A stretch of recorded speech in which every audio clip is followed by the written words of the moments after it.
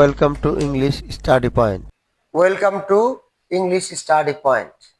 সকলকে ধন্যবাদ জানিয়ে ইংলিশ স্টাডি পয়েন্টের ক্লাস শুরু করছি। আজকে আমাদের ক্লাস হলো ইংরেজি সেকেন্ড পার্ট, অর্থাৎ ইংলিশ সেকেন্ড পেপারের 3 নং প্রশ্নের উত্তর। 3 নং প্রশ্নের উত্তর কিভাবে করতে হবে, পরীক্ষার খাতায় কিভাবে তার আনসার লিখতে হবে, সেই সম্পর্কে আজকে আমরা ক্লাসটা দেওয়ার চেষ্টা করব। আমরা জানি যে 1 নং এবং 2 নং প্রশ্নের উত্তরের জন্য ছিল আর্টিকেল, প্রিপোজিশন এবং পার্টস অফ স্পিচের ব্যবহার। 3 নং প্রশ্নে থাকবে টেবিল, অর্থাৎ একটি বাক্যের অংশকে 3টি কলামে উপস্থাপন করা হবে কেটে কেটে। এই অংশগুলো জোড়া দিয়ে দিয়ে আমাদেরকে এক পূর্ণ 5টি বাক্য তৈরি করতে হবে। এখানে আমরা জানি যে সেন্টেন্সের বেসিক স্ট্রাকচার হলো, সেন্টেন্স গঠনের মূল যে কাঠামো সেটা হলো subject plus verb plus object. সুতরাং এখানে 1 2 3 এই সাবজেক্টের কলাম, ভার্বের কলাম এবং অবজেক্টের কলাম করে দেওয়া আছে। তাহলে আমরা প্রশ্নটা আগে লক্ষ্য করি। এখানে লেখা আছে make 5 sentence using parts of sentence is column of the table below, অর্থাৎ নিচের টেবিল থেকে সার্থক 5টি বাক্য তৈরি করো। ইম্পারেটিভ সেন্টেন্স দ্বারা তোমাকে আদেশ করা হয়েছে যে 5টি বাক্য তৈরি করো। যদি আমরা এখন এদিকে তাকাই, আমার প্রশ্নপত্রের যদি তাকাই, তাহলে দেখতে পাবো এখানে সাবজেক্টের কলামে আছে 3টি সাবজেক্ট, ভার্বের কলামে আছে 4টি ভার্ব এবং অবজেক্টের কলামে কিন্তু 5টি অবজেক্টই উপস্থাপন করা হয়েছে। তাহলে এটা কিভাবে সম্ভব? তাহলে বোঝা যাচ্ছে যে যদিও আমার এখানে 3টা সাবজেক্ট আছে, তাহলে যে কোনো 2টি সাবজেক্টকে দুইবার করে ব্যবহার করে আমাকে 5টি পূর্ণ বাক্য তৈরি করতে হবে। আবার যেখানে ভার্ব আছে 4টা, তাহলে এখানে বোঝা যাবে যে আমাকে একটি ভার্বকে 2বার ব্যবহার করে আমাকে 5টি বাক্য তৈরি করতে হবে।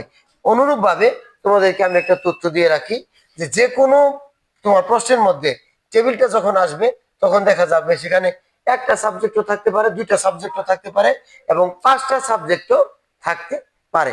সেই ক্ষেত্রে আমাকে অবশ্যই দক্ষ হতে হবে যে আসলে আমি ওয়ার্ড মিনিং জানি কিনা। ওয়ার্ড মিনিং এর যদি আমার ভালো আয়ত্ত থাকে, তাহলে আমি কিন্তু এই প্রশ্নের উত্তরটা সহজেই করতে পারবো। তাহলে আসো আমরা দেখে নেই যে কিভাবে এই প্রশ্নের সমাধান করতে হবে। আমি সহজ উত্তরটাও দিয়ে দিয়েছি, যেহেতু আমাদের পরীক্ষা অতি নিকটে, সুতরাং আমাদেরকে খুব তাড়াতাড়ি পরীক্ষার জন্য প্রস্তুতি নিতে হবে। অনেকেই আমরা লেখাপড়ার প্রতি অমনোযোগী থাকার কারণে অনেকেই আছি যে আমরা অনেক কিছু এখনো শেষ করতে পারিনি। তাদের জন্য এই ক্লাসগুলো খুবই উপকারী হবে। আমরা দেখে নেই যে 1 নং বাক্যটা আমরা কিভাবে লেখার চেষ্টা করেছি। এখানে প্রথম সাবজেক্ট হলো নিউজ পেপারস, সংবাদপত্র। তাহলে এই সাবজেক্টটা কিন্তু থার্ড পারসন প্লুরাল নাম্বার।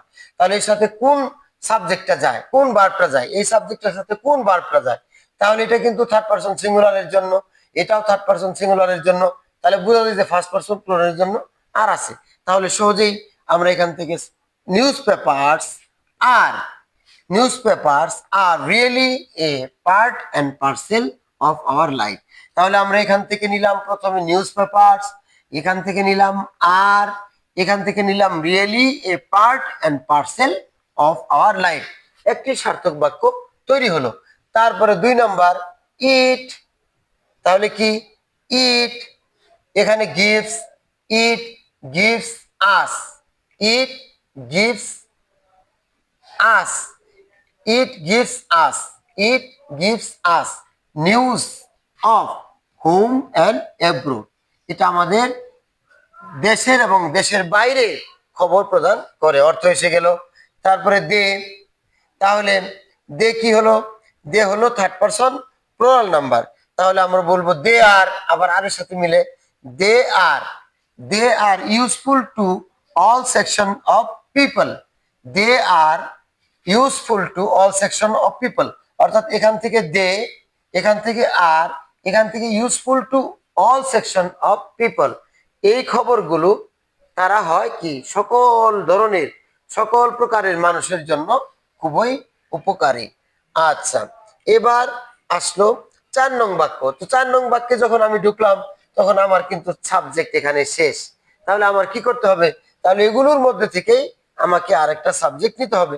আবার দিয়ে নিলাম দে প্রেজেন্ট, তারা উপস্থাপন করে they present us the outside world like a mirror. তারা আমাকে বহির্বিশ্বটাকে আমাদের কাছে আয়নার মতো তুলে ধরে। তাহলে আমার আরেকটি বাক্য এখানে তৈরি হয়ে গেল। আচ্ছা, তাহলে আমার আরেকটা বাক্য তৈরি করার দরকার আছে, যেহেতু আমাকে 5টা বাক্য তৈরি করতে হবে, তাহলে আমাকে আরেকটা সাবজেক্ট নিতে হবে। আমি তখন ইট নিলাম। তাহলে লিখবো ইট হ্যাজ ইহার আছে great educative educative value too, এটার শিক্ষামূলক গুরুত্ব রয়েছে, তাহলে মূল্যায়ন রয়েছে। তাহলে আমাদের কিন্তু 5টা বাক্য সুন্দরভাবে তৈরি হয়ে গেল। যদি আমরা 5টা বাক্য লিখতে পারি, একদম সিম্পল অ্যান্ড ইজি, এটা যদি আমরা লিখতে পারি তাহলে কিন্তু আমার পরীক্ষার আনসারে 5 নাম্বার কিন্তু সহজেই আমি লাভ করতে পারবো। তাহলে আমি আরেকবার তোমাদেরকে দেখায় দিচ্ছি যে আর newspaper are really a part and parcel of our life. 2 number, it gives us news of home and abroad. It gives us news of home and abroad. They are they are useful to all section of people. আবার দিলাম they present us the outside world like a mirror. Number 5, it has great educative value too. এই হলো আমাদের 5টি বাক্য।